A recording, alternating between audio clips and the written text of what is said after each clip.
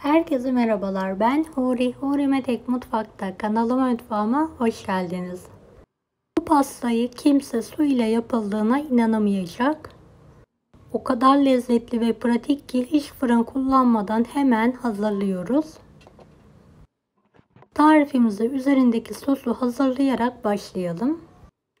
Yarım su bardağı toz şeker, 2 yemek kaşığı nişasta, 1 su bardağı su,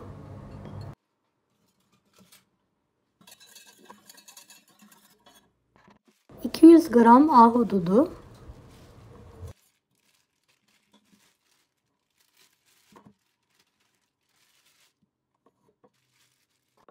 kısık ocakta pişirmeye bırakalım. Evet, kaynayınca blenderla çekelim.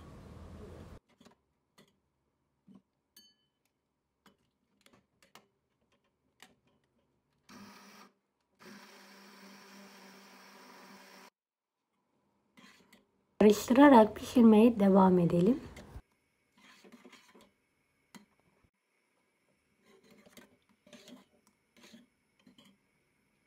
Soğuması için kaplara alıyorum.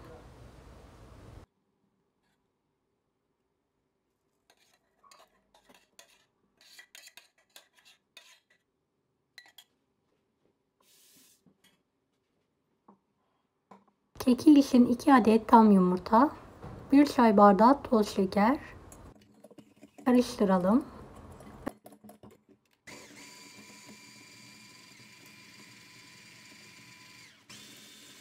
Çay bardağı sıvı yağ.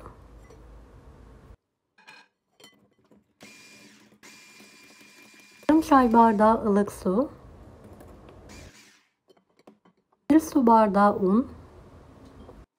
1 paket vanilya, 1 paket kabartma tozu.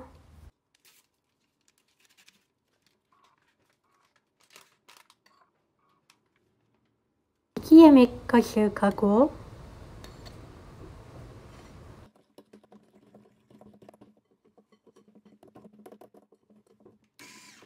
Tüm malzemeyi karıştıralım.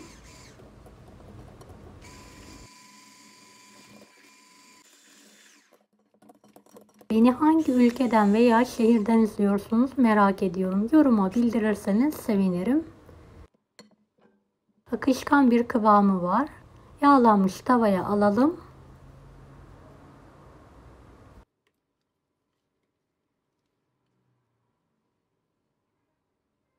Kapağını kapatarak kısık ocağa alarak pişirmeye bırakalım.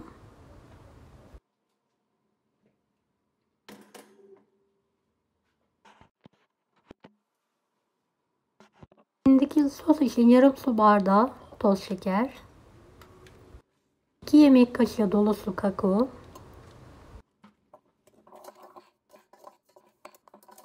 1 çay bardağı sıvı yağ, 1 su bardağı su, şöyle bir parça da çikolata ekledim. Karıştırıyorum. Ocağın üzerine alarak bir taşım kaynatalım.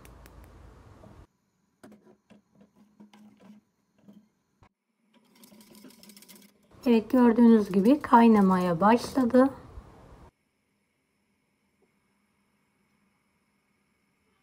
Artık kaynadı. Altını kapatıyorum.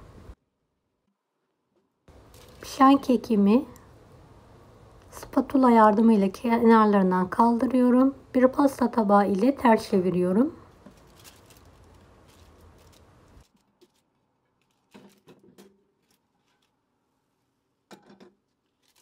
Ve tekrardan tavaya alarak kapağı kapalı bir şekilde kısık ocakta pişirmeye devam ediyorum. Kekin pişti, altındaki fırın kağıdını alarak tekrardan keki tavaya alıyorum.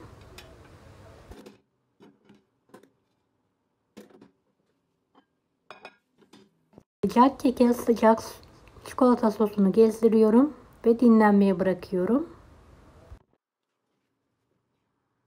Dilimleyerek servise hazırlayalım.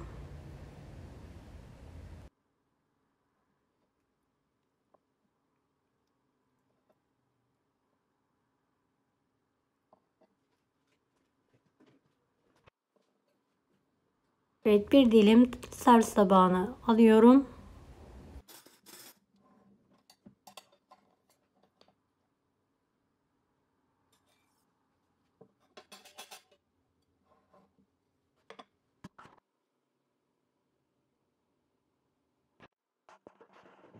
Üzerine soğuk ahududu sos gezdiriyorum. Tatlı ve ekşinin uyumu muhteşem oldu. Mutlaka deneyin. Deneyecek olan herkese şimdiden kolaylıklar dilerim. Kanalıma ücretsiz abone olmayı unutmayın. Bir dahaki videolarda görüşmek üzere. Allah'a emanet olun. Hoşça kalın. Daha farklı tarifler için bunları da izlemeyi unutmayınız. Kolay gelsin.